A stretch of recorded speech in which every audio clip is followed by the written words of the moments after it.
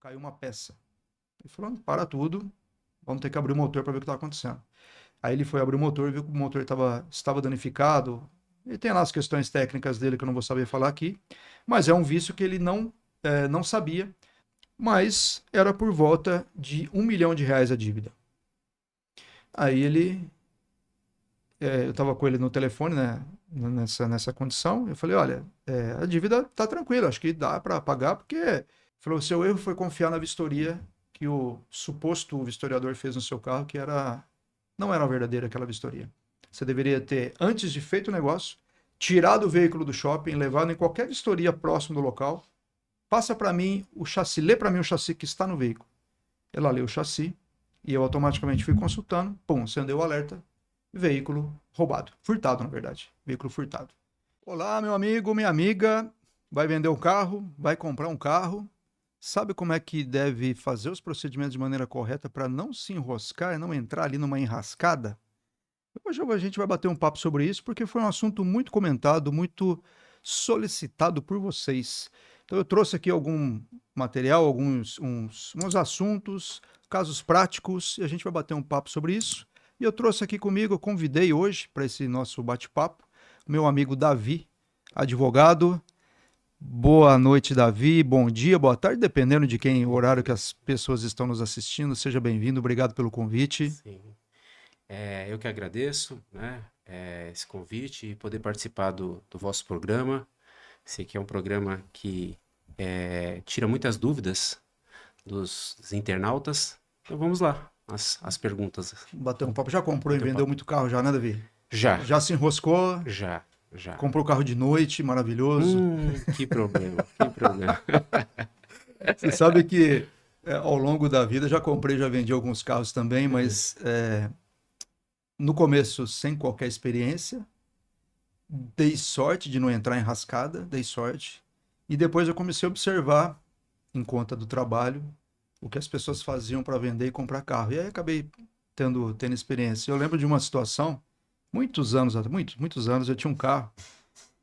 Sabe aquele carro que fica na porta de casa e vai criando teia de aranha, criou até uma árvore dentro do carro lá, e um dia Sei. apareceu uma pessoa para comprar o carro. Do nada, não conhecia a pessoa, tocou campainha, falando, bonito esse carro aqui, você vende o carro? Eu falei, vendo. Quanto você quer no carro? Eu falei, olha, eu quero X, só que o carro só sai daqui transferido para o seu nome. Aí ele, posso dar uma olhada no carro? Eu falei, pode, fica à vontade. Ele olhou, abriu porta, ligou, deu partida, tranquilo. Falou, gostei do carro. Eu vou fechar negócio com você, mas eu volto depois. Eu falei, tá bom. Aí deu uns 15 dias, campainha de novo, nem lembrava mais do caso. Campainha de novo. Tudo bem contigo? Ele e a esposa. Tudo? Nem lembrava dele, né? Falou, ah, lembra de mim? Eu vim aqui, lembrei e tal. Falou, vim buscar seu carro. 19 horas mais ou menos, cartório fechado, lógico, né? Vim buscar o carro, já trouxe até o dinheiro aqui, eu vou pagar à vista para você e eu vim buscar o carro. Falei, ótimo. Só que eu acho que você esqueceu de um detalhe. Ele falou, o quê? O carro só sai daqui transferido no seu nome. Se você não transferir, ele não sai daqui. Eu falei, não, mas eu vou levar ele. Eu vou fazer uma manutenção, eu vou trocar ali um pneu, vou fazer um não sei o quê. Depois eu faço a transferência. Ele falou, aí eu falei para ele, falei, então, rapaz, eu acho que você não me entendeu. O carro só sai daqui transferido no seu Transferindo nome. seu nome. Aí já ficou bravo, já não, que, falei, filhinho, ó, relaxa, muito obrigado. Volta amanhã no horário do expediente do cartório, a gente vai lá no cartório, você fica com o seu dinheiro no bolso. Primeiro a gente preenche o recibo no seu nome, depois você me paga. Aí você leva o carro, reforma, faz o que você quiser. Tá bom assim? Ele não gostou muito, Não não gostou, quis não fechar gostou, não negócio. quis. E aí, durante o nosso bate-papo aqui, você vai ver que muito do que eu fiz aqui foi por experiência, né? E o que eu Sim, fiz acabou me salvando de uma dor de cabeça gigantesca lá na frente. sim. E às vezes a gente tem a ideia que, enquanto operadores do direito, né, conhecemos a legislação, os caminhos, somos menos vulneráveis, né? Mas não é bem assim. Não é bem Não é assim. bem assim. Eu tenho, ao longo do pouco tempo de experiência que eu tenho, eu já vi muitos casos errados de compra e venda de veículo que a pessoa se enrolou porque não soube fazer uma boa pesquisa, não soube administrar aquela compra. Às vezes se iludiu com a compra, às vezes se iludiu com a venda. Principalmente nesse meu exemplo que eu dei aqui, é um exemplo verídico. a pessoa trouxe em dinheiro, então já tinha ali uma certa manobra para que não fosse identificada, porque está pagando no dinheiro, não tinha como comprovar que tinha vendido o carro para ela. E com certeza esse carro não ia ser transferido, não ia sair do meu nome nunca. E aí sabe-se lá o que, que ia acontecer com esse carro, quais atividades que ele ia fazer, quantas multas ia ter. A gente vê isso todo dia no escritório. Infelizmente, eu sempre falo que as pessoas que têm ali uma boa fé, as pessoas honestas, elas acabam entrando em enrascadas porque acham que a outra pessoa também está agindo de maneira honesta e nem sempre é isso que acontece. A gente, Nem infelizmente, tem sempre. que se cercar de cuidados para poder fazer uma boa venda do carro, fazer uma boa compra e não ter problemas futuros lá na frente. Então, aquele ditado de quem paga mal, paga duas vezes, mas quem vende mal, às vezes acaba Olha, tendo eu não dor vou de nem cabeça, falar que né? ele, se ele vende mal, ele vai pagar duas vezes. Às vezes paga duas, três, quatro, cinco. Eu Sim. lembro de um caso que a cliente ela veio até o escritório porque ela tinha um problema de multa de recusa de bafômetro. Ela veio para o escritório com esse problema. E durante o nosso bate-papo, eu sempre peço para a pessoa trazer senha de acesso a site, para fazer uma pesquisa um pouco mais minuciosa da situação dela ali como um todo. Uhum. E eu me recordo que eu falei, você trouxe aí pra gente a senha de acesso ao site do Deserto? Ele falou, não, eu trouxe, pode abrir meu CPF e tal, minha senha e tal. E eu fui na relação de pontos, porque ela falou para mim que ela não poderia ficar sem habilitação, pensando na multa da recusa, que gera suspensão por 12 meses, e ela não poderia por conta do emprego, que ela dependia do veículo. Sem CNH, sem emprego. Essa era a história. Falei, tá bom, vamos dar uma olhada aqui na habilitação. E aí, pesquisando a habilitação dela, ela estava com 980 pontos. Nossa, E eu, 980. 980. Eu olhando ali na tela, todas a mesma placa. Lá no meio tinha uma placa diferente, as outras toda a mesma placa. Falei para ela, como é que tá a sua habilitação? Ela falou, olha, eu tenho uma multa de estacionamento, que era aquele carro que apareceu sozinho lá, isolado. Falei, tá, só essa multa? Falei, não, só Uhum. essa multa. 4 pontos, 5 pontos, não me recordo. Falei, tá.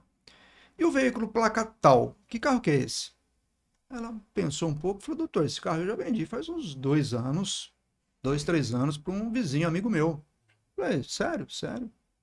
Tá bom.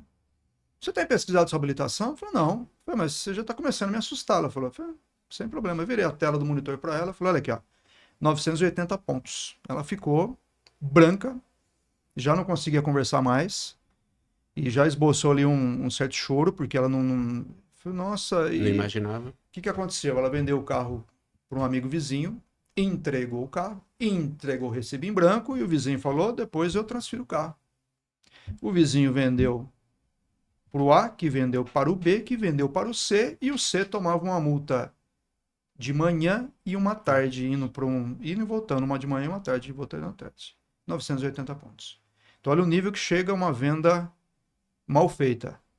E aí a dor de cabeça dela não ficou só nisso, tá? Porque lá na frente teve problema, ela teve habilitação suspensa, porque a gente conseguiu corrigir um problema, mas um outro a gente não conseguiu corrigir, porque não tinha jeito de corrigir, perdeu o emprego, mas ela se reajustou na vida por conta depois ela conseguiu se recolocar no mercado de Uhum. novo, excelente profissional dentro da área dela, mas nesse período que ela ficou ali, digamos, desempregada e resolvendo o problema da habilitação, você imagina a cabeça como é que fica, né? Então, por conta de uma venda mal feita.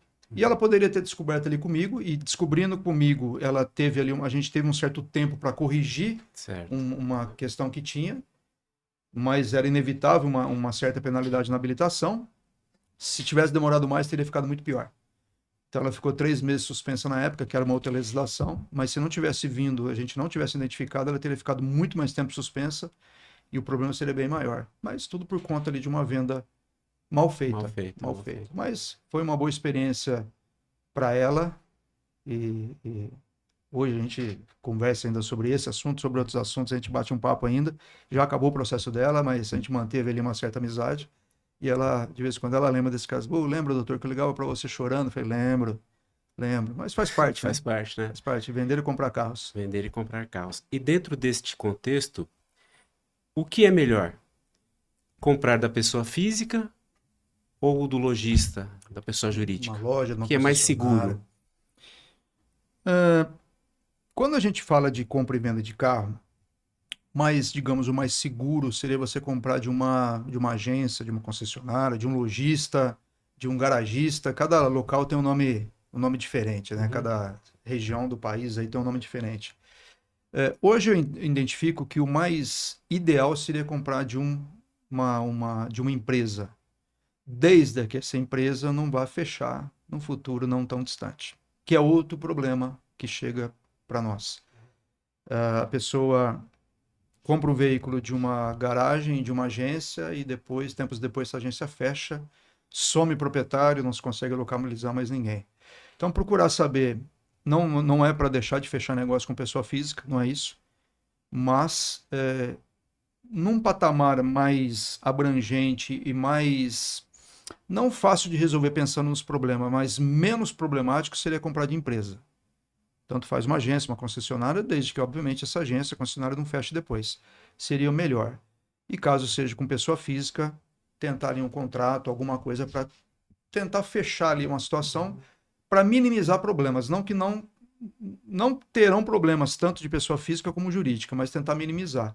Numa empresa, você vai ter uma nota fiscal, se você fizer uma troca, uma nota fiscal de entrada do seu veículo, uma nota fiscal de saída do seu veículo, independente de ser novo ou usado, porque mesmo veículos usados, eles geram ali nota fiscal, além de outras questões que você pode, de repente, ali aparecer multas que nem o lojista sabia que existia, porque às vezes realmente não aparece no sistema ainda, e fica mais fácil para você lidar com o lojista do que com o particular. Mas não quer dizer que seja o melhor dos cenários. O importante é sempre se precaver com algumas questões, com alguns procedimentos, para que se chegue num nível que tenha que discutir de uma forma, de um problema lá na frente depois. Não se aventurar, porque tem muitos profissionais no mercado. E Muitos. até a questão de feiras livres, Feiras livres. né? Leilão Leilão, falso na internet. leilão falso na internet. Então, hoje em dia, cada vez mais Ah, existem ah, golpes e golpistas, né? leilão falso, a gente tem algumas experiências, né? Uma delas, um cidadão da Bahia comprou o veículo de um leilão supostamente verdadeiro, que estava se passando, na verdade, por um leilão verdadeiro, uma página falsa, que fez um depósito de R$ 130 mil numa conta física. O veículo, tabela FIP por volta de 250 a 300 mil, um ótimo negócio. Pagou metade do valor, digamos. Só que não era a conta do leiloeiro. Então não se cercou de cuidados, não consultou o site para ver se era um site. O site não era hospedado no Brasil, não era .com.br, era .com apenas, então não estava hospedado no Brasil. Não se cercou de cuidados para fazer aquele arremate daquele leilão. E vai saber para quantas outras pessoas esse mesmo veículo foi Foi vendido com esse vendido. leilão falso. Sim. E aí, na época, até comentei com ele: você já mandou documentação para o leilão? Já mandei tudo, comprovante de endereço. Eu falei, agora a gente tem que tomar cuidado com o que irão fazer com seus documentos. Porque podem abrir empresas, podem fazer uma série de coisas com seus documentos agora.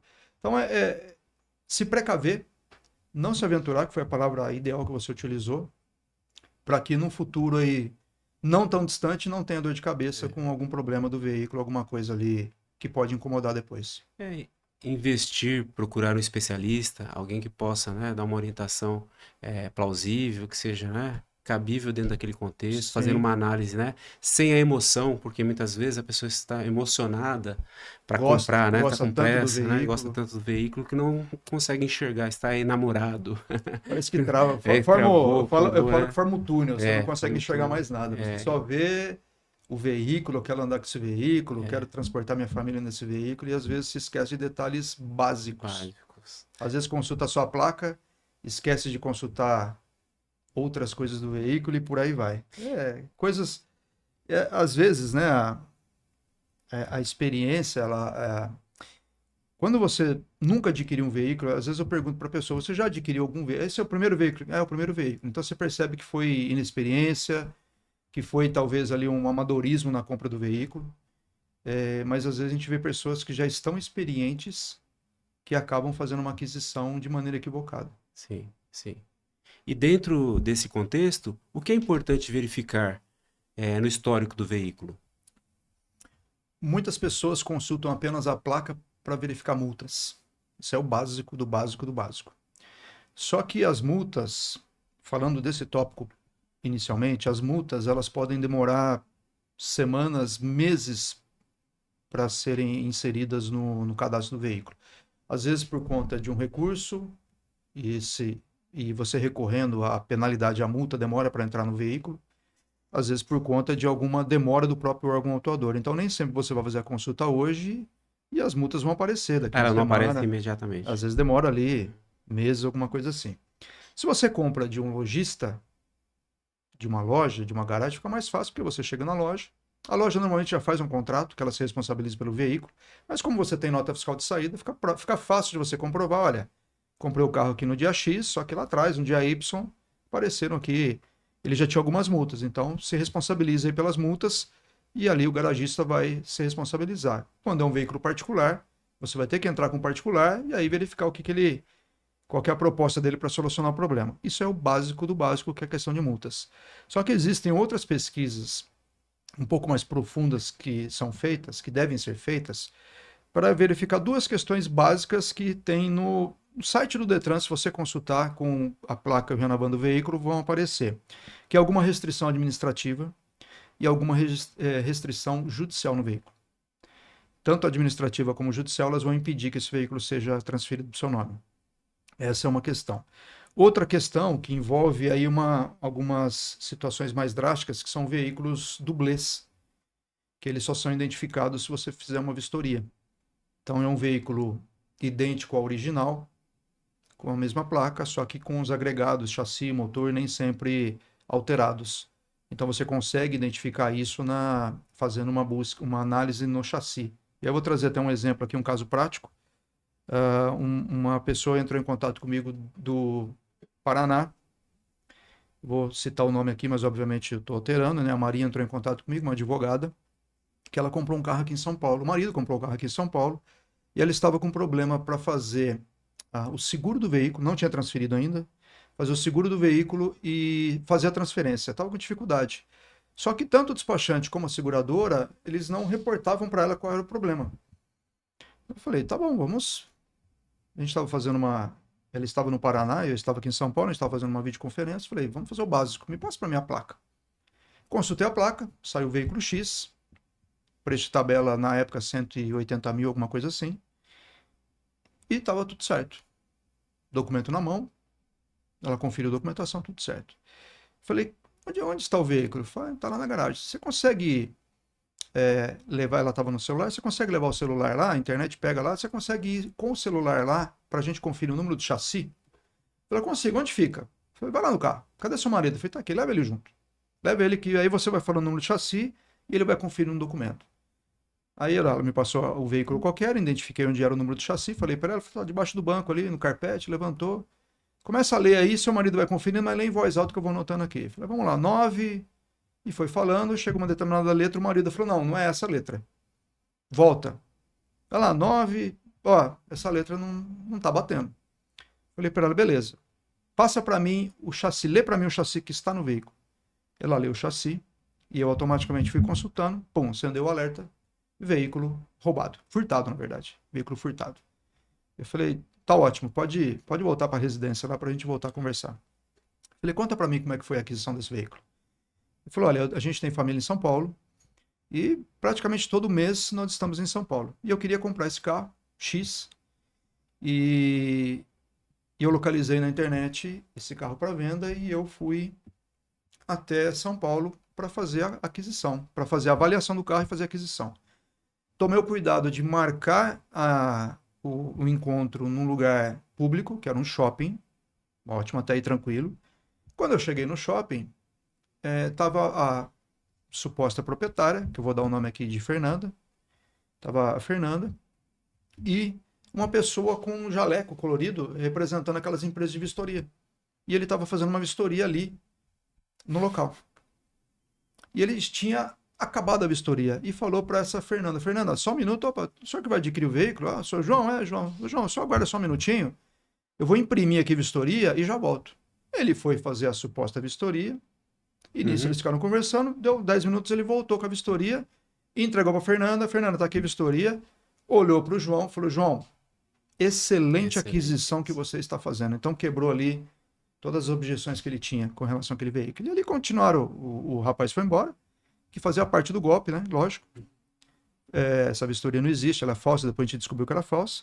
E ele acabou fechando o contrato com essa Fernanda. Acabou fazendo um abatimento ali de 2, 3 mil reais, mas não surtiu nenhum tipo de preocupação com ele, porque a aquisição do veículo foi muito próxima da tabela FIP, deu uma diferença de 2 mil por conta de um arranhado que tinha no para-choque, e ele acabou fazendo a transferência.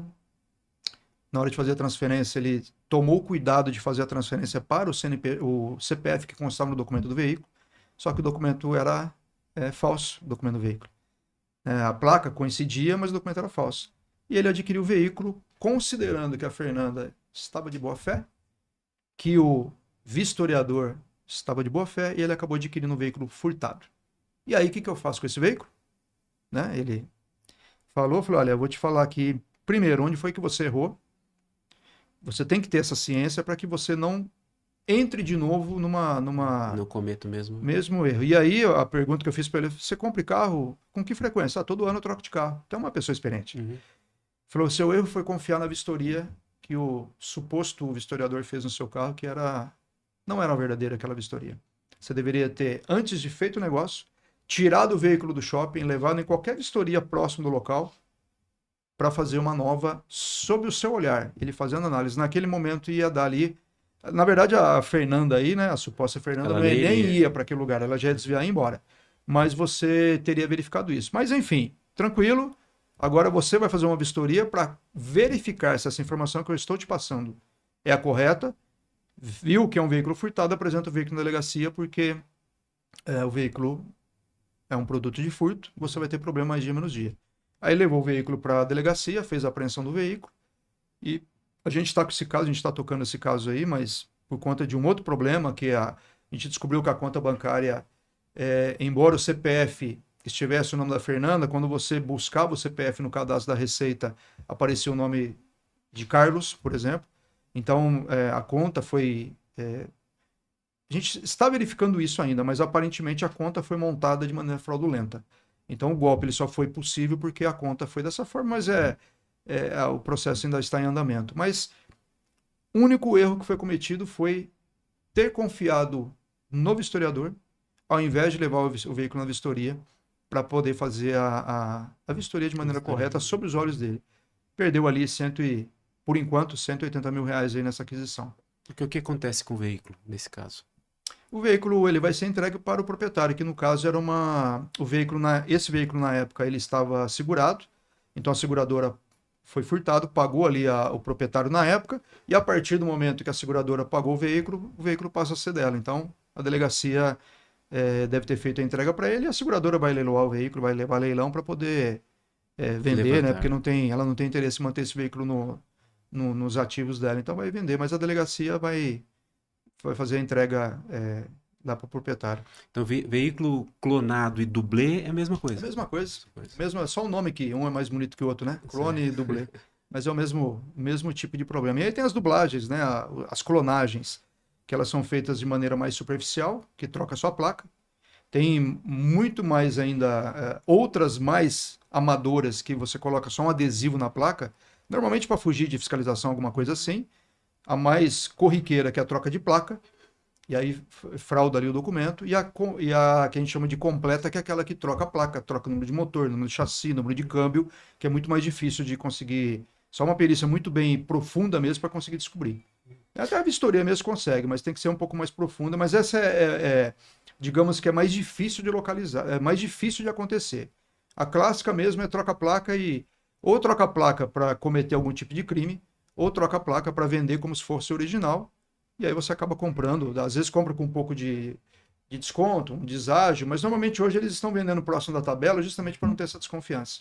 E existe, por exemplo, alguma possibilidade no caso do comprador, sofrer alguma sanção, alguma punição do Estado, como ele é vítima num primeiro momento, mas será que ele pode ser interpretado como alguém que não é tão vítima assim, que sabia que estava utilizando um veículo e esse veículo estava nessas condições?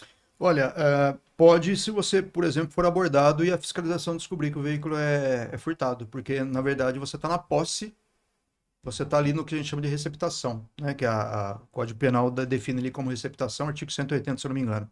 Então você está na posse de um veículo furtado. Não se consegue comprovar, em tese, que você furtou. mas se consegue comprovar que você está na posse de um veículo furtado.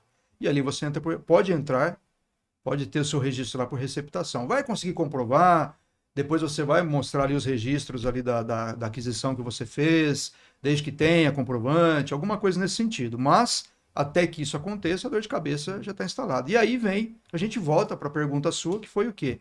As pesquisas, né? O que deve ser observado. Então, multas, num primeiro momento. Segundo momento, a pesquisa de veículo para saber questões de bloqueios administrativos ou judiciais. E, por último, um pente fino no veículo para verificar se tem ali alguma questão, para verificar se aquele veículo que você está adquirindo é o veículo que você está adquirindo. Então, se eu estou adquirindo o veículo X com a placa X, nessa vistoria vai conseguir identificar isso. Então, seriam essas 3 pesquisas. Se não tiver condição de fazer uma ou outra, procure um profissional. Tem ótimos despachantes no mercado que conseguem fazer essa pesquisa com muita propriedade. E avise: estou adquirindo esse veículo, faça um pente fino, pesquise o máximo que você puder, para que ele consiga fazer essa pesquisa e consiga te identificar ali algumas questões e depois a vistoria para finalizar ali e ver direitinho a situação do veículo. É fácil consultar. E o que é uma restrição administrativa? A consulta é fácil hoje.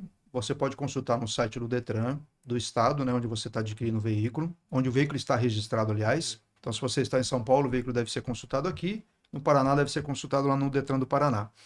Os Detrans, eles têm alguma informação a respeito dos veículos, porque às vezes você vai transferir o veículo de um estado para o outro e vai aparecer a restrição lá.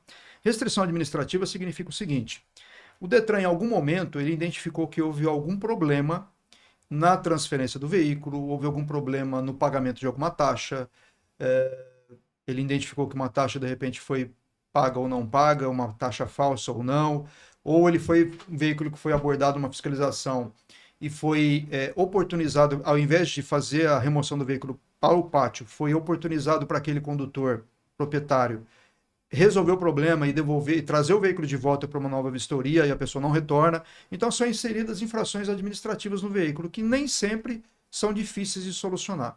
Então é uma coisa ali mais tranquila de solucionar. Então isso é restrição administrativa. Alguma coisa que o Detran inseriu por conta de algum problema, normalmente que envolve o próprio veículo, mas documentação, alguma coisa nesse sentido, uma fiscalização, alguma coisa assim. Existem algumas restrições mais complexas que partem de prejudicial, mas o administrativo seria essa. E já que nós estamos falando de compra, é seguro comprar um carro financiado? Vamos lá. Se você for comprar o carro e financiar, ok. Se você for comprar um carro que já está financiado no nome de outra pessoa, aí sim é um problema, tanto para quem compra como para quem vende. Eu vou explicar por quê. Imagina, por exemplo, que você tem um veículo financiado no seu nome. O banco, ele financiou o veículo para você com as suas características. Então ele te deu ali, pesquisou a sua vida, viu se você é uma pessoa que costuma dar calote aí na praça ou não, te aplicou uma taxa de juros para você e a partir desse momento ele fez o financiamento ali para você. Para você fazer a venda nesse veículo, o que você tem que fazer hoje? Quitar o financiamento para poder transferir. Então eu resolvo comprar o carro, eu olho o carro, vislumbro ali com o carro, aquela aventura, e resolvo adquirir o seu veículo. Você não está aguentando ali pagar as parcelas, você resolve vender ele para mim com a condição seguinte: eu vendo o veículo para você, você me paga X, e a partir desse momento eu vou ficar responsável ali pelo pagamento das parcelas. Até aí, mundo maravilhoso. Primeiro problema, eu paro de pagar as parcelas. Quem vai ficar inadimplente? Eu. O senhor Davi. Ótimo. Eu pago todas as parcelas, maravilhado, só que na hora de pedir para você: olha, Davi, consegui pagar todas as parcelas, vou transferir o carro para o meu nome. Você... Então, eu estava pensando direito agora, eu vendi o carro para você por 10 mil, mas na verdade eu quero 15 mil agora. Você complica a nossa transação. A gente sabe que no Brasil, o brasileiro não tem o hábito de fazer ali contratos entre particulares. Não tem esse hábito. E às vezes, se faz isso, não tem um cuidado de registrar em cartório. Nós não temos. O brasileiro não tem esse hábito. Não tem esse hábito. Então, para quem está vendendo, não é uma boa opção. Aliás, é uma péssima opção, porque eu posso não pagar e sumir com o veículo.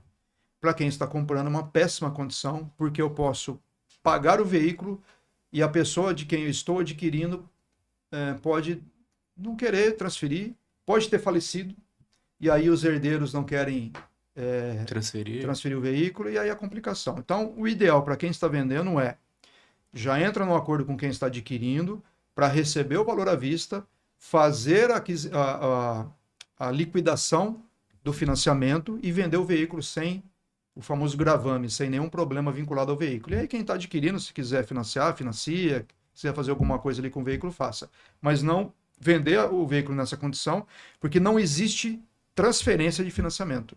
Porque se a financeira ela fez uma condição para você, talvez ela não faça essa mesma condição para mim. Então, o que a financeira vai fazer? Se um outro cenário, nós levamos o carro até a financeira e a gente vai cancelar esse contrato seu e a financeira vai fazer um contrato novo para mim. Então, isso pode ser feito, mas ela liquida o seu contrato. Agora, manter o seu contrato para que eu pague as parcelas não é o melhor dos cenários. Eu sei que tem muita gente que faz isso, mas se for fazer, quem está comprando e quem está vendendo, contrato. Registre esse contrato no cartório para que lá na frente você não tenha problema. Guarda comprovante e redige o contrato muito bem redigido. Se for necessário, consulte um profissional para isso, para que essa aquisição e essa venda seja a melhor possível. A sugestão é não vender nessas condições, mas se for fazer, faça com contrato para evitar uma dor de cabeça maior. Tem uma segurança jurídica no caso, né? E como que eu verifico se o número do chassi e do motor batem com o documento? Vistoria. Vistoria? A vistoria ela vai te trazer essa informação. Porque quando você leva o carro na vistoria, aqui para nós em São Paulo, em outros lugares é o próprio Detran que faz a vistoria, mas aqui para nós temos as vistorias que fazem serviço para o Detran, e essa documentação, essa vistoria que eles fazem, gera ali um documento, e esse documento é anexado no processo de transferência. Esse documento, essa vistoria, ela tem capacidade para identificar se um veículo, se aquela placa, aquele motor, aquele chassi, ele está vinculado, todos esses componentes, esses agregados pertencem àquele veículo. Então, se houve uma troca de motor, por exemplo, a vistoria vai acusar. Se houve um acidente no veículo, que o chassi teve algum problema, teve que fazer uma remarcação, alguma coisa nesse sentido, a vistoria vai identificar também. Então, a vistoria hoje é o canal mais apropriado para se verificar esse tipo de informação, porque a gente não tem... Eu vou fazer uma consulta de chassi, tá, eu vi o número de chassi, eu vou consultar onde?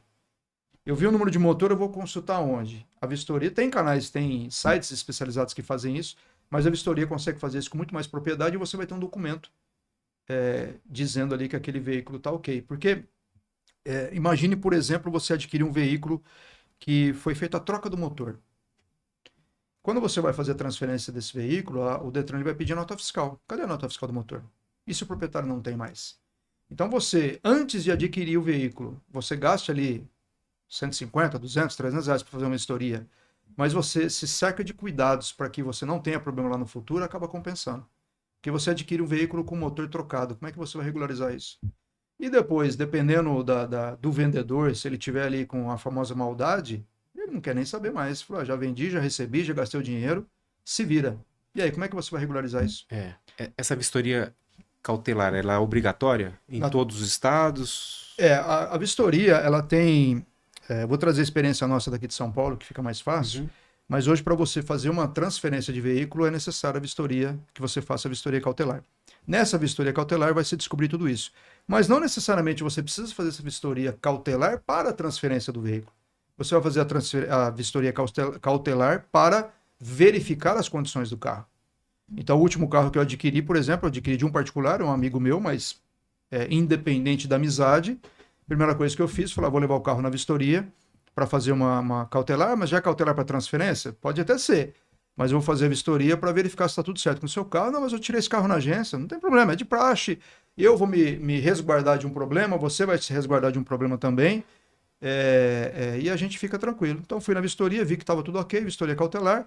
Com aquela vistoria, eu já aproveitei para fazer a transferência, mas se eu não tivesse fechado o negócio ali com ele, eu poderia até entregar a vistoria para ele, falar, se você quiser entregar para o próximo aí que quiser comprar o seu veículo, bem, mas eu acredito que ele vai fazer uma vistoria nova, mas eu iria, digamos, eu não estou perdendo dinheiro com aquela vistoria, eu estou, por conta daquele valor que eu gastei, é uma economia que eu vou fazer num problema lá na frente que vai que vai me aparecer depois. E não que eu não consiga solucionar esse problema depois, mas a dor de cabeça, às vezes, ela é desnecessária. A gente pode gastar nosso tempo com outras coisas mais úteis, né?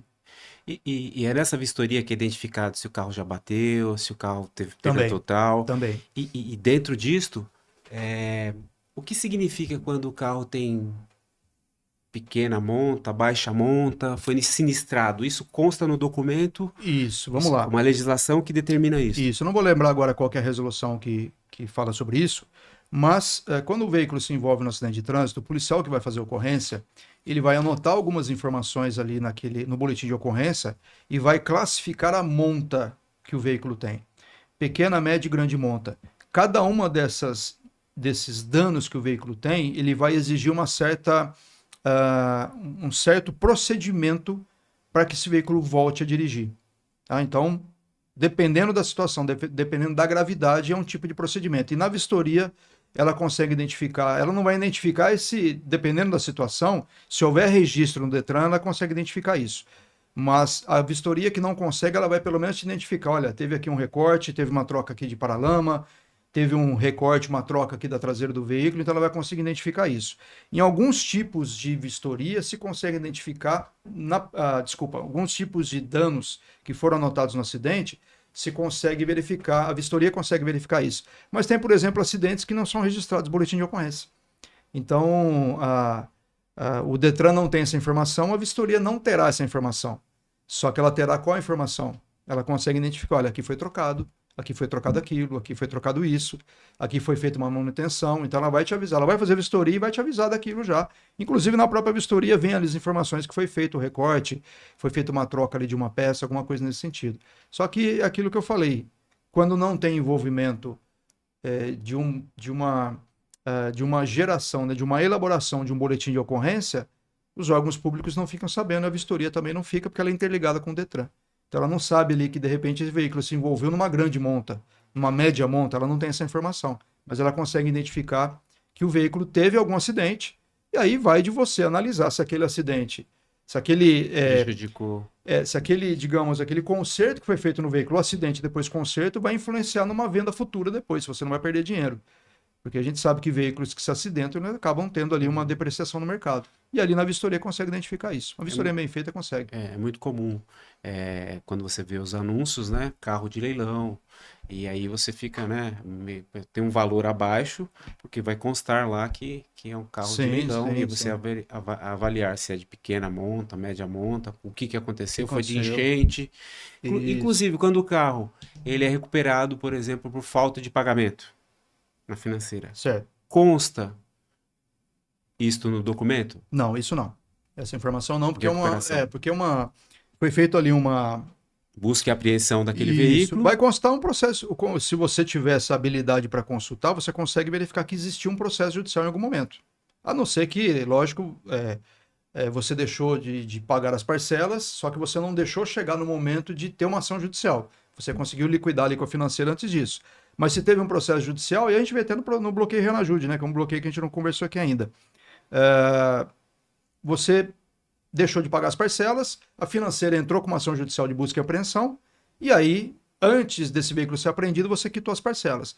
No processo do veículo, né, na documentação do veículo, não aparece isso. Você consegue, no site do tribunal, daquele estado onde o veículo foi financiado, que vai ter ali o processo judicial. Mas isso aí, esse problema de ter uma busca e apreensão e você conseguiu quitar, não é o problema. O problema é quando insere um bloqueio Renajude no veículo. O que significa isso? E se você não fizer a pesquisa, você não sabe que existe esse bloqueio, você vai fazer a aquisição e esse veículo ele não poderá ser transferido, não poderá circular, não poderá ser licenciado. Tem alguns problemas ali. O que é o bloqueio Renajude? Imagine que eu fiz um financiamento de veículo, não fiz o pagamento das parcelas. A financeira ela vai entrar vai tentar ali que eu faça o pagamento, não fiz, eu estou irredutível, ela entra com uma ação judicial de busca e apreensão. Não conseguiu localizar o veículo. O que ela faz? Juiz, insere um bloqueio Renajude no veículo para que esse veículo não seja transferido, não circule, não faça qualquer coisa. E aí o juiz, concorda ou não, ele vai fazer esse bloqueio. A partir do momento que inseriu, eu não consigo fazer mais transferência, eu não consigo licenciar, dependendo do tipo de bloqueio, não consigo circular com o veículo. Esse é o primeiro cenário. Segundo cenário, Eu e você estamos transitando pelas vias de uma determinada cidade e eu bato, a gente se envolve no acidente. Meu carro bate no seu, colide no seu e tá tudo certo. E aí, no transcorrer ali da história, eu passei um farol vermelho, uma placa de pare que eu não observei e eu fui o culpado pelo acidente. Eu não quero pagar seu carro, você entra com uma ação judicial, o juiz confirma que realmente eu sou o culpado e determina para fazer o pagamento e eu não faço o pagamento. O que você vai pedir? Bloqueio Renajude. E eu, de repente, sabendo que esse bloqueio vai vir, ou sabendo que já existe o veículo, eu faço a venda e aquela pessoa que adquire não consegue fazer a transferência. A gente está falando aqui de 2 casos hipotéticos, mas pode ser qualquer coisa, pode ser uma dívida bancária que o veículo não está como garantia, pode ser um cheque, né? Muitas pessoas não sabem nem o que é cheque, mas pode ser um cheque que eu passei e esse cheque não tinha fundos e a pessoa me acionou, não conseguiu achar dinheiro, mas achou meu veículo. Então pode ser uma série de coisas que o veículo está bloqueado como garantia de pagamento da dívida. Em algum momento nós podemos ter ali uma penhora, nós podemos ter uma busca e apreensão e esse veículo vai a leilão para quitar a dívida. Isso só aparece se você fizer uma consulta mais aprofundada e não simplesmente verificar se o veículo tem multa. Porque hoje, para você ver se o veículo tem multa, é muito fácil. Você vai no aplicativo do seu banco, por exemplo, digita o Renavan, aparece PVA, aparece multa, alguma taxa pendente, aparece qualquer coisa, mas não aparece restrição administrativa, não aparece bloqueio Renajude. Onde você verifica isso? Site do Detran. Não tem condições de fazer essa pesquisa? Despachante. Vai no despachante que ele consegue fazer ali uma busca mais profunda e identificar se tem isso. Apareceu um bloqueio Renajude, verifica primeiro o que aquele proprietário está fazendo para solucionar o problema, dependendo da gravidade, não assuma esse abacaxi porque não consegue solucionar. E aí eu vou trazer outro exemplo aqui. O cidadão comprou um veículo de aproximadamente 15 mil reais, 18 mil reais, sem fazer essa pesquisa de bloqueio Renajude. Não tomou esse cuidado, só viu o famoso, consultei a placa, não tinha multas, já adquiriu o veículo. Depois de um tempo, foi tentar transferir e viu que tinha um bloqueio. Aí entrou em contato comigo e perguntou como é que eu faço para solucionar isso. Falei, tem dois assuntos. Devolve o veículo, pega o dinheiro de volta, ou verifica com o proprietário como é que faz para solucionar. Eu expliquei para ele o que era bloqueio Renajude, que ele não sabia, então deve ser de uma dívida e tal. Ele falou, verifica quanto que é a dívida, que dependendo eu pago. Às vezes fica mais barato eu pagar do que eu entrar em contato com o proprietário, devolver veículo. Eu falei, vejo sim. Aí abri o processo.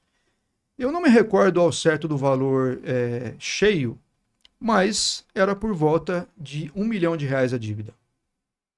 Aí eu estava com ele no telefone, né, nessa condição, eu falei, olha, a dívida tá tranquila, acho que dá para pagar, porque não vai nem afetar o valor do veículo. Seu veículo vale quanto? 18 mil. Eu falei, não, tranquilo. Quanto que é a dívida aí? Eu não me recordo ao certo, mas eu sei que era mais de R$ 1 milhão. Ele falou, a dívida tá beirando aqui R$ 1 milhão. Ele falou, o quê? R$ 1 milhão? Eu falei, 1 milhão. E agora? Eu falei, agora a gente volta pro status anterior. Devolve o veículo, pega o dinheiro de volta, ou vê o que o proprietário está fazendo para solucionar o caso. Mas não tem outras alternativas, porque você adquire o veículo já com bloqueio. Porque quando você faz a aquisição do veículo, porque a gente tem o chamado terceiro de boa-fé. Então, as pessoas, quando entram em contato comigo, elas já vêm com essa informação. Eu sou terceiro de boa-fé porque eu não sabia do bloqueio. Primeira pergunta que eu falo é o seguinte: quando que você adquiriu o veículo? Adquiriu o veículo no dia... Vamos dar uma data hipotética aqui. Dia 10 de janeiro de 2025. Ok. Quando inseriu o bloqueio? Não sei. Vamos dar uma olhada aqui. Se o bloqueio for anterior à aquisição, você não é terceiro de boa-fé. Porque esse bloqueio Renajude ele é público, qualquer pessoa consegue consultar. Se você entrar no site do Detran, colocar a placa Renavan, aparece o bloqueio. Então você teria condições de verificar que existe um bloqueio e não fazer a aquisição do veículo. Se você adquiriu o veículo dia 10 de janeiro e o bloqueio entrou dia 15, dia 20, qualquer data posterior, pode ser no dia seguinte, entrou no dia seguinte, você sim é um terceiro de boa-fé, porque quando você consultou, não tinha nada. Você consultou no dia 10, não tinha nada, adquiriu e, lógico, comprovadamente, preencheu ali o recibo de compra e venda, reconheceu a assinatura no cartório, tem um contrato de compra e venda com firma reconhecida, então você consegue documentalmente comprovar que você é um terceiro de boa-fé, mas você só consegue identificar esse registro essa inserção administrativa, esse bloqueio judicial no veículo, se você fizer a consulta na hora que você está adquirindo, e não depois. Na hora que você, aliás, antes de adquirir o veículo, antes de fechar negócio, fazer essa consulta. E o reconhecimento de firma é obrigatório? E quanto tempo eu tenho para transferir o veículo? Vamos lá. Sempre que você vai fazer a aquisição do veículo, você tem que se garantir de que aquele veículo realmente vai ser seu. Como é que você se garante com isso? Reconhecimento das assinaturas no cartório da autorização para transferência, a TPV, que agora é eletrônica, né? TPV. Então, o que você faz? Tem duas maneiras hoje de você fazer uma transferência de veículo. Você faz a impressão da TPV, preenche e os dois vão no cartório para fazer o reconhecimento das assinaturas. Ou hoje, pelo Gov, desde que seja prata e ouro, você consegue fazer a transferência de um veículo de maneira online aqui em São Paulo em segundos. Então eu faço aqui todo o procedimento dentro do aplicativo, você faz aí, o veículo é transferido ali, segundos, minutos é transferido o veículo e está tudo ok.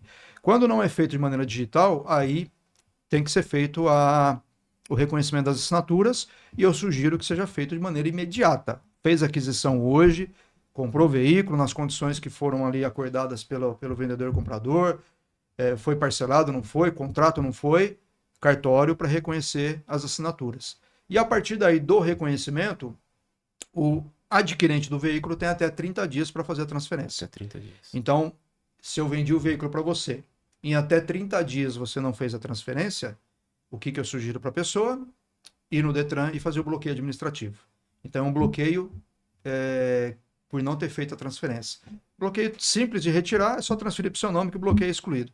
Então, ali você já não consegue licenciar mais o veículo, não vai ter nenhum problema com fiscalização até que o documento do veículo esteja em dia. A partir do momento que venceu, vai dar problema. Mas a simples restrição administrativa não te traz problemas com circulação e por aí vai. Mas o quanto antes, para você que está adquirindo, garantir que aquele direito seu, aquele veículo seja seu quanto antes. A gente tem N casos, tenho N exemplos aqui para dar que a pessoa comprou o veículo hoje, daqui 5, 10, 15, 30 dias entra um bloqueio. Ou pior, o cidadão comprou um carro em agosto e não fez a transferência do veículo. O que ele resolveu fazer? Arrumar motor, porque ele já comprou o carro naquela condição, porque ele sabia, arruma motor, bonitinho e tal. Maio do outro ano ele foi fazer a transferência, adivinha? Bloqueio Renajude. 6 meses antes. 6 meses depois que ele tinha adquirido o veículo. Só que o bloqueio Renajude, eu dei um exemplo aqui da situações cíveis, dívidas, alguma coisa assim, mas tem bloqueio Renajude em decorrência de questões criminais. Então, era um inquérito que estava tramitando uma determinada cidade de São Paulo, em que o proprietário daquele veículo, ele, em tese, adquiriu o veículo por meio de questões ilícitas, o veículo era lícito, a aquisição do veículo foi lícita, mas com rendimentos provenientes, possivelmente, de uma atividade ilícita, e bloqueou todos os bens daquele cidadão. Foram 8 carros, casas, terrenos, e o veículo desse meu cliente no pacote. E aí é uma questão diferente, né? O processo criminal, o bloqueio criminal, ele tem algumas características diferentes, mas nós conseguimos fazer a exclusão porque ele tinha um recibo de compra e venda preenchido lá quando ele adquiriu o veículo, e aí nós conseguimos comprovar ali dentro do processo que ele era assim um terceiro de boa-fé, que ele não sabia do bloqueio, ele não sabia do processo judicial, não sabia da investigação que estava sendo feita, que na época era sigilosa, inclusive o próprio processo judicial ele estava em sigilo. Sim. E aí nós conseguimos desbloquear o veículo e livrar ele desse problema. Então a sugestão para quem vai fazer o procedimento de transferência, cartório, e transfira esse veículo o quanto antes para evitar qualquer tipo de problema. Ah, mas a pessoa não tem problema judicial, não tem nada. Tá bom, mas faça antes. Põe o veículo no seu nome para evitar qualquer tipo de dor de cabeça, qualquer tipo de problema. E qual o papel do despachante em todo esse processo? O despachante ele pode auxiliar aquele adquirente na análise de toda a documentação do veículo, identificação de eventuais restrições administrativas, judiciais, e ele vai, com a experiência que ele tem, ele vai encontrar o melhor caminho para fazer essa pesquisa e para poder orientar aquele adquirente na melhor forma de fazer a transferência, inclusive. O despachante é um profissional altamente qualificado para isso e pode auxiliar de maneira bem pontual nessa demanda. Aí, obviamente, ele vai auxiliar na vistoria do veículo, ele vai passar algumas orientações que vão contribuir para que aquela aquisição e aquela venda seja feita da mais perfeita forma. Quem responde por vendas, por multas, perdão, e infrações entre venda e transferência? Bom, aí nós temos algumas questões importantes para ser observadas. Aí vem a importância do contrato, inclusive, porque vamos imaginar que, hipoteticamente, eu vendo um veículo hoje, só que ontem eu fui surpreendido aí com. Fui apenado, ainda não, o processo está no início ainda. Ontem eu cometi algumas infrações que somadas chegam na casa aí de R$ 5.000. E basta aí 2, 3 infrações, dependendo de quais forem, para ter esse valor. E eu resolvo vender esse veículo e fico quietinho, não falo nada. E vendo para você hoje. Como nós vamos fazer ali nós vamos no cartório para reconhecer firma, fica muito fácil de identificar que o culpado, o responsável por aquelas infrações, sou eu. E aí você pode cobrá-las de maneira extrajudicial, né? Vai entrar em contato, vai tentar ali fazer com que eu pague aquelas multas, ou vai ter que cobrar de maneira judicial. O primeiro ponto é esse. A partir do momento, aqui em São Paulo nós temos isso, a partir do momento que você faz o reconhecimento das assinaturas do contrato, desde 2014 existe digamos, um convênio, não é, a palavra não é essa, mas só para entender, existe um convênio com cartórios, Secretaria da Fazenda e Detran. Quando você faz esse reconhecimento de firma lá no cartório, o próprio cartório já avisa a Secretaria da Fazenda e já avisa o Detran que a partir daquela data o veículo não é mais meu, o veículo é seu. Todas as multas que ocorrem a partir desse momento, elas nem vêm para mim mais, elas já vão para você.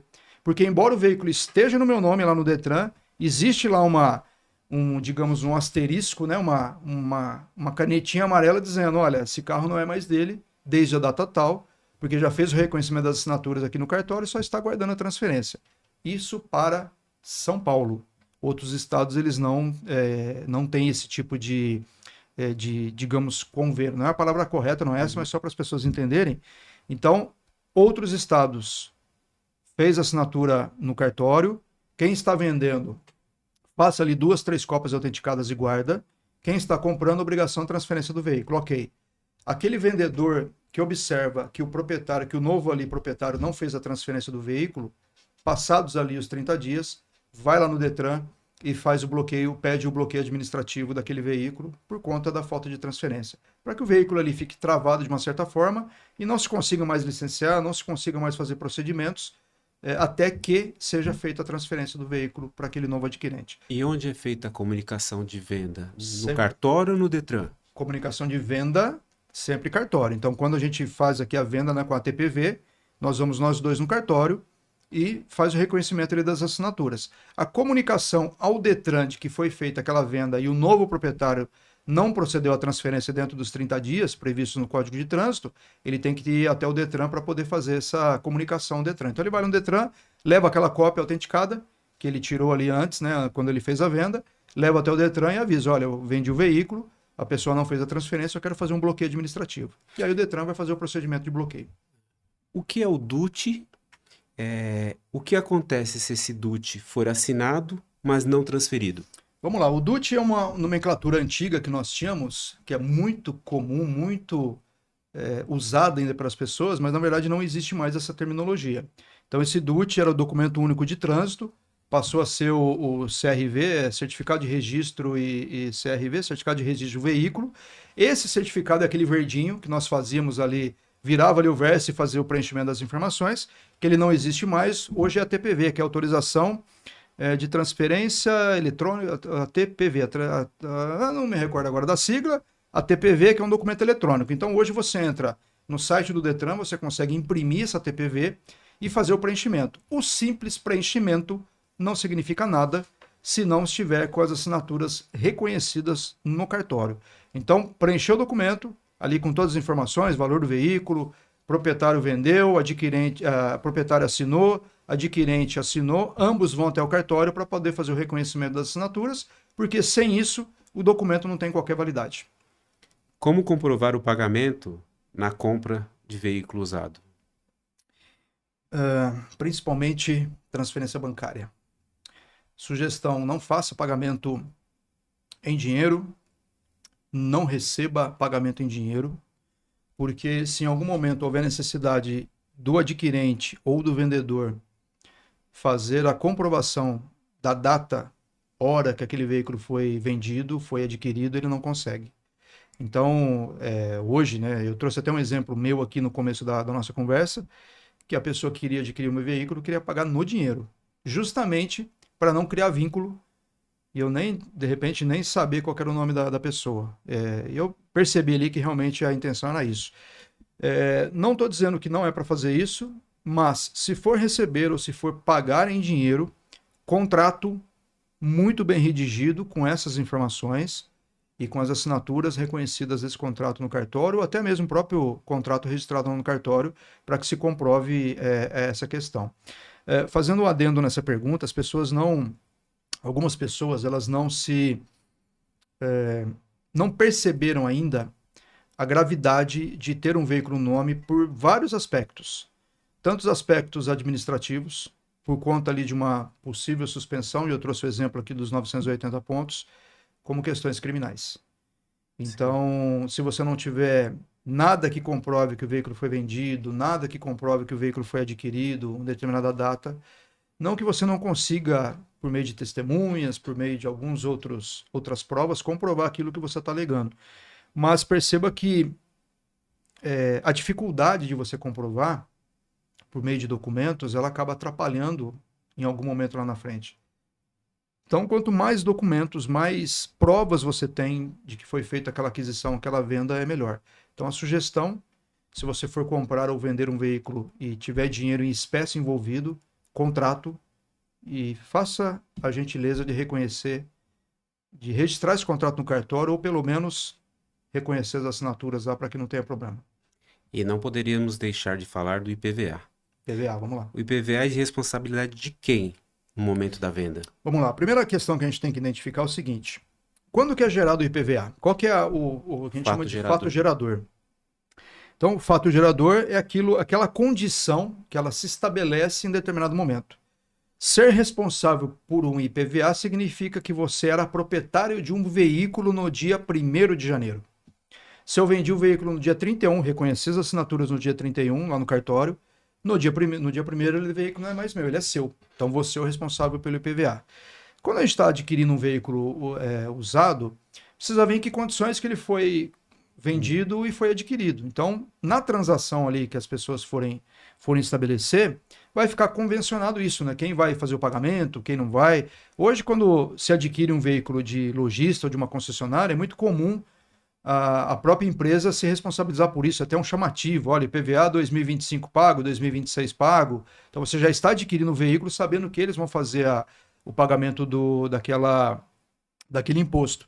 Mas quando essa transação está entre particulares, precisa ficar muito bem definido isso, porque eu vendo o veículo, por exemplo, em fevereiro, ou aliás, em janeiro, eu vendo o veículo em janeiro, mas não foi gerado ainda o IPVA para ser pago. Quem é o responsável pelo pagamento?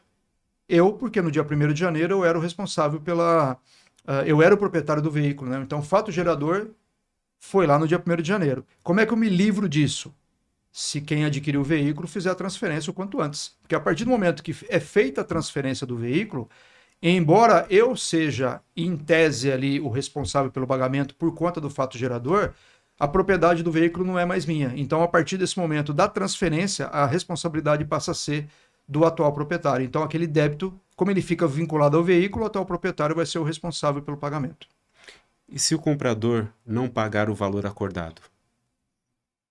Aí depende. Temos contrato?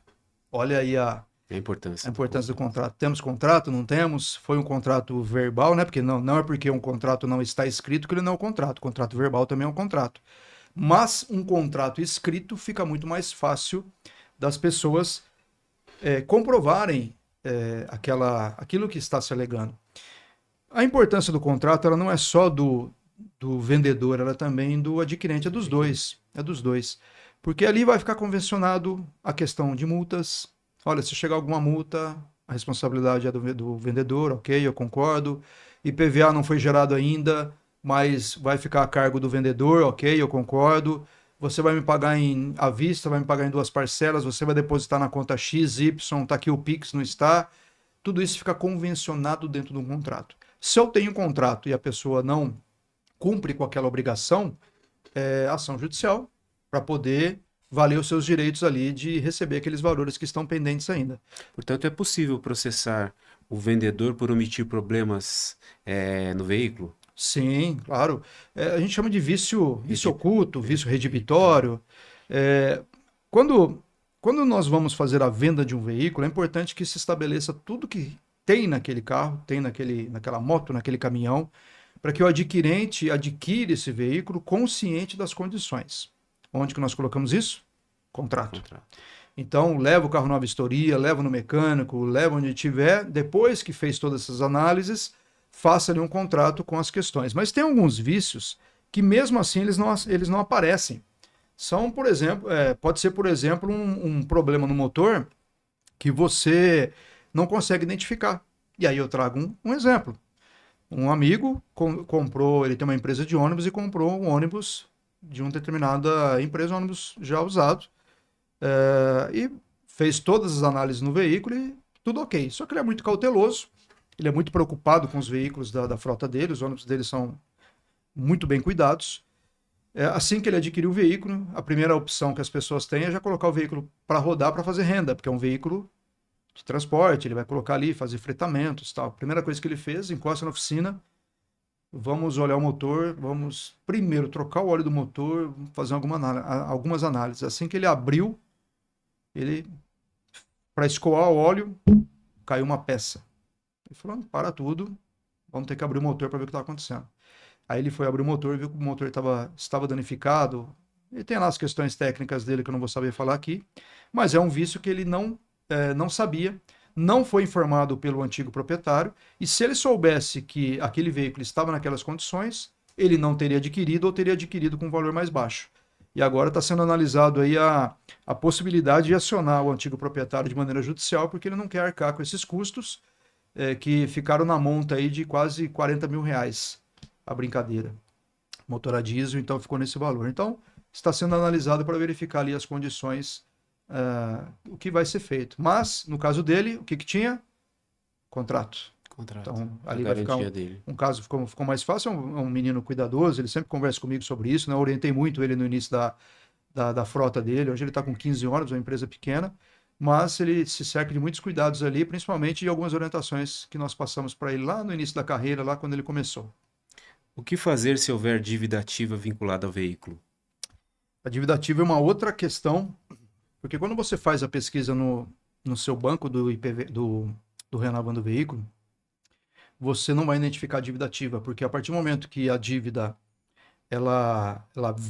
os débitos do veículo se transformam numa dívida ativa, ela é desvinculada do veículo e passa a ser vinculada no CPF. Às vezes você até identifica no Renovando o Veículo, na Secretaria da Fazenda, mas quando você faz aquela pesquisa básica, ela não aparece. Aí vem a figura do despachante. Porque, tecnicamente falando, as dívidas do veículo elas devem permanecer com o veículo. Elas seguem o veículo. Tanto é que a placa hoje do veículo não é trocada. Então você transfere o veículo e transfere eventuais problemas que o veículo tem. E essa dívida ativa, normalmente ela não aparece quando você faz essa pesquisa. O que você vai ter que fazer? Ir mais a fundo, pesquisar a Secretaria da Fazenda. Sabe quando você vai adquirir um imóvel, que você precisa de uma série de documentos do proprietário, se tem questões trabalhistas que não tem? Para bens móveis, que é o caso do veículo, não há necessidade disso. Mas se você quiser fazer uma pesquisa um pouco mais profunda, aí sim você tem que avançar e tem que ir até essas questões, porque a dívida ativa ela pode dar problema no futuro? Pode. E aí você já está com o veículo, é aquela dor de cabeça desnecessária novamente que você vai passar, sendo que você poderia evitar com uma pesquisa um pouco mais profunda. Eu estou vendo que você está com uma lista gigante de perguntas aí, mas acho que eu já respondi quase todas, né? Praticamente todos. Acho que você está inventando agora. Vamos lá, tem mais alguma? Tem aqui, em quais situações a justiça pode anular uma venda de veículo? Olha, um contrato que as partes não cumpriram com as suas obrigações. Então a justiça ela pode anular, lógico, cada caso é um caso. Mas se você tem um contrato, mesmo para quem não tem um contrato, mas dependendo das condições ali daquele veículo, você adquiriu, não tem contrato, não tem um contrato escrito, foi um contrato verbal. Mas apareceu um vício que você, se soubesse desse vício antes, você não teria adquirido. Quer ver um vício oculto, né? Quer ver um vício interessante? O veículo, existe um veículo dublê rodando com as placas do seu carro. Ao invés de você resolver o problema, você tenta transferir esse problema para mim. Eu não sabia. Se eu soubesse que existia um veículo dublê rodando, eu não teria adquirido seu veículo. Eu só vou verificar isso quando? Quando eu começar a receber multas uma atrás da outra. Se eu conseguir identificar que essas multas, que multas similares foram recebidas antes e o proprietário do veículo não fez nada, eu posso desfazer o negócio. Se você não quiser desfazer dessa forma, a justiça pode auxiliar nessa condição. Tá. E a última pergunta Agora que é a eu tenho última aqui mesmo? Eu sei que você está inventando já. Estou Vamos lá. inventando algumas. É seguro pagar à vista em dinheiro? Não, em dinheiro a gente já conversou sobre isso, não, né? É melhor evitar. À vista, sim, porque você pode fazer um bom negócio pagando à vista, mas em dinheiro, a sugestão não é que não é para fazer isso, né? Não veja essas minhas palavras aqui como uma coisa fatal, mas veja com cuidados esse procedimento e contrato. Sempre contrato. Para que fique definido, principalmente pagando foi em dinheiro. Ah, mas eu vou preencher o recibo aqui de compra e venda. Não, tudo bem que você vai preencher o recibo. Faça contrato. Contrato de compra e venda, estabelecendo ali que você está recebendo o dinheiro, aquele pagamento em espécie, para que você evite ali alguma dor de cabeça futura. E até porque é um pouco difícil de você rastrear, né? Hoje, primeiro que hoje você não vê mais dinheiro circulando, é muito difícil. Qualquer coisa que você vai pagar hoje é Pix, é cartão. Dependendo do Não é montante, né? comum, não é comum. Antigamente não era comum você pagar, digamos, valores altos, você não pagava em dinheiro, você pagava em cheque. O cheque é fácil de rastrear porque é você que está emitindo aquela cédula, aquela cártula. Mas hoje é um pouco mais complexo, quando você paga em dinheiro, é um pouco mais complexo para você rastrear isso daí. Então, a sugestão é, se for fazer uma transação por meio de dinheiro, que o faça com o contrato. Então, vai no cartório e, de novo, né? Está sendo maçante aqui a informação, mas sempre faça o reconhecimento das assinaturas no cartório daquele contrato, para que, a partir desse momento, esse contrato seja válido. Posso mais uma? Pode, você está inventando já. Como comprovar o pagamento na compra de veículo usado? A compra, o pagamento, aí é conta bancária. Conta Então, bancária. porque aí você vai passar o Pix, lógico, né? Sempre quando você vai adquirir um veículo, não faça a transferência no nome de terceiros. Então, se você está comprando o carro no veículo no nome de Paulo, não faça a transferência no nome da Maria. Porque se lá na frente tiver um problema, você não fez a transferência para o Paulo. Então, faça a transferência para o proprietário. Não, mas transfere aqui para minha esposa, para o meu marido, para o meu irmão, que tem uma dívida com ele. Eu falei, não, estou fazendo um negócio com você e eu vou transferir para a sua conta. Então, ótima pergunta, inclusive, essa, porque estamos falando aqui de transferência, de pagamento, de transferência, é muito comum. E tem muitos golpes aí, inclusive, nesse sentido. Então, para evitar qualquer tipo de problema, e não estou dizendo que todas as pessoas que pedem para fazer isso estão tentando aplicar um golpe, estão tentando fazer alguma coisa, não é isso. Mas se a gente está trabalhando aqui com a prevenção, se lá na frente tiver algum problema e precisar desse comprovante, o comprovante tem que estar no nome do vendedor, do Paulo, e não no nome da Maria, que é a esposa ali do Paulo, irmã, alguma outra pessoa ali da confiança dele. Então faça a transferência no nome do proprietário do veículo. Aquele caso que eu comentei com você do Paraná, que veio adquirir o carro aqui em janeiro, eles tomaram cuidado de fazer a transferência para o nome do proprietário. Mas a própria conta que foi aberta no banco, e lógico, a gente está investigando isso, está verificando essas informações, a própria conta ela foi aberta de maneira fraudulenta. Então, teve ali uma escala de fraudes para chegar nesse nível. Então, ele só caiu no golpe porque ele não fez a vistoria antes de fazer a transferência. Senão, se tivesse feito a vistoria, aliás, a vistoria nem seria feita, porque no meio do caminho a menina ia desviar o caminho, ia para o outro lado, mas ele já descobriria ali que teria um problema. Então a falha foi ali naquele momento ele descobriu a falha. Que é todo um cenário montado para isso, né? Para que a pessoa caia nesse engodo, né? E aí vem aquilo que eu comentei, se você está de boa fé, você acaba acreditando que outra pessoa está também. Então você tem sempre que trabalhar a desconfiança. Infelizmente, é Brasil, né? Eu não preciso ficar falando aqui golpe em cima de golpe. Então as pessoas, infelizmente, elas estão no mercado para isso. Se uma pessoa que está aplicando o golpe se encontrar com outra que não está tentando ali a prevenção, acaba dando problema. Mas é isso, meu querido. Eu acho que a gente bateu um papo bacana aqui. Muito bom. Agradeço a sua participação. Suas considerações finais, por favor. Eu que agradeço a oportunidade de participar desse programa. Eu sei que ele, de uma certa forma, tira a dúvida de muitos.